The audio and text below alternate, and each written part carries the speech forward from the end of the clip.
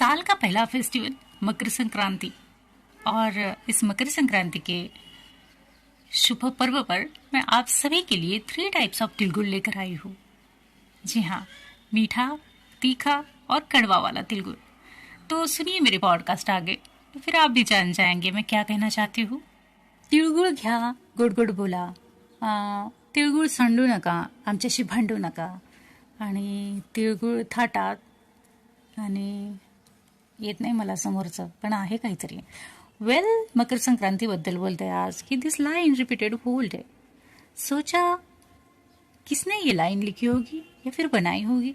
शायद कुछ सोच कर ही बनाई होगी ये लाइन. सोचा होगा कि साल का पहला फेस्टिवल हो, तो क्यों ना बोल दिया जाए कि मीठा लो और मीठी बातें करो और मीठे से ही शुरुआत करो और मीठे के साथ ही आगे बढ़ो.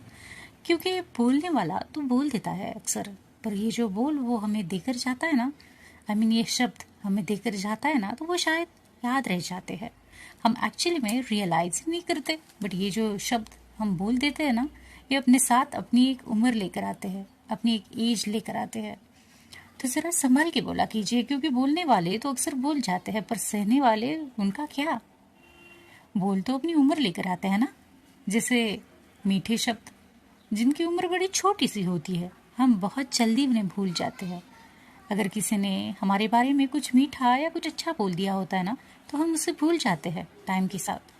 लेकिन वही अगर बात तीखे शब्दों के साथ अप्लाई की जाए तो ये ज़रा लंबी उम्र लिखवा कर आए होते हैं, क्योंकि याद जो रह जाते हैं, और जब जब याद आते हैं ना तो तकलीफ भी दे जाते हैं.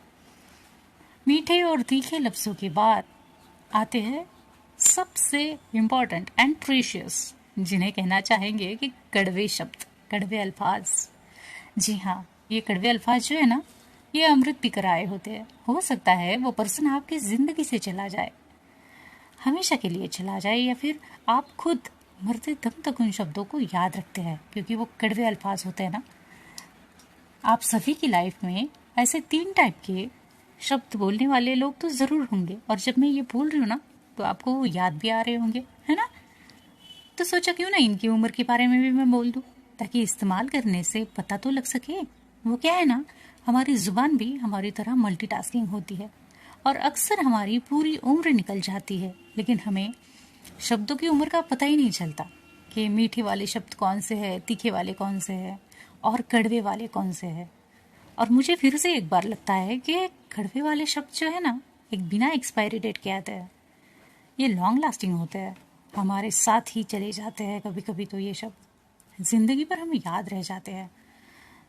तो इनकी एक्सपायरी डेट हम डिसाइड करेंगे ना. आज के बाद अगर किसी ने हमें कड़वे शब्द दे ही दिए होंगे ना, तो हम अपना मन कड़वा नहीं करेंगे, इन्हें भूलने की कोशिश करेंगे, जैसे मीठे अल्फाजों की तरह. क्या कहते हैं आप? तो इस मकर संक्रांति की आप सभी को हार्दिक शुभकामनाएं. और हाँ, बातें पसंद आए तो सब्सक्राइब करना मत भूलना.